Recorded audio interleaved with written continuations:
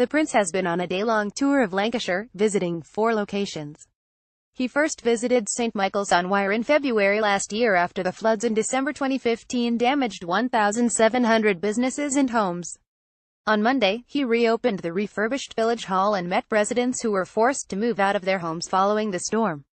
Julie Bostock, who lives next to the village hall, wrote to Harry after she was diagnosed with a brain tumor while spending 8 months in temporary accommodation waiting for her home to be repaired.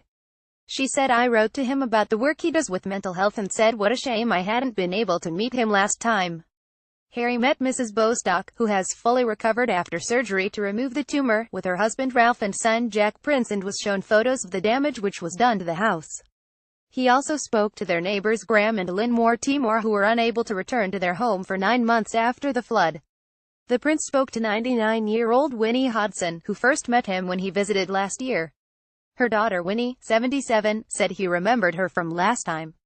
He was asking how we were and about the floods.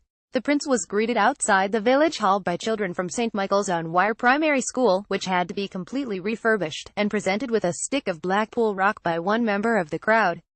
Head teacher Diane Carroll, 46, said the children were taught in portable cabins at Myers Calf College, and on a nearby farm, for almost 6 months while work was carried out.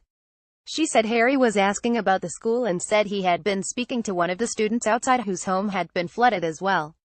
Margaret Thompson, 78, told Harry some of the children were taught on her farm while the school was repaired. She said they were marvelous, we missed them so much when they had gone. She added Harry was lovely. He wanted to know all about farming and about the children. He was interested in potatoes. Harry visited staff at Veterans UK earlier and thanked them for their amazing work as he marked the 25th anniversary of its helpline service based in Blackpool.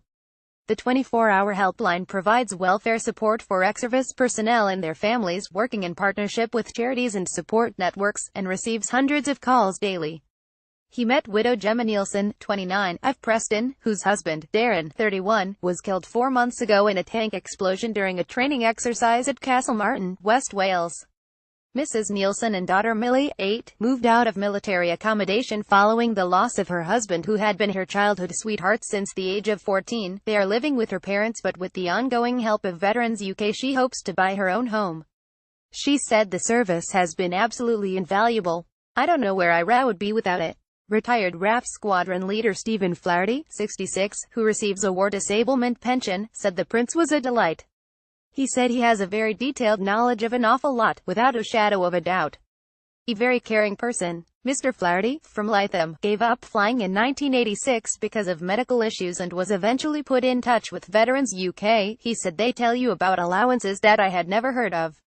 They are always there. During a tour of the site in Norcross, Harry listened in to a call to helpline advisor Lindsay Ethel, 32, as she dealt with a pensions query.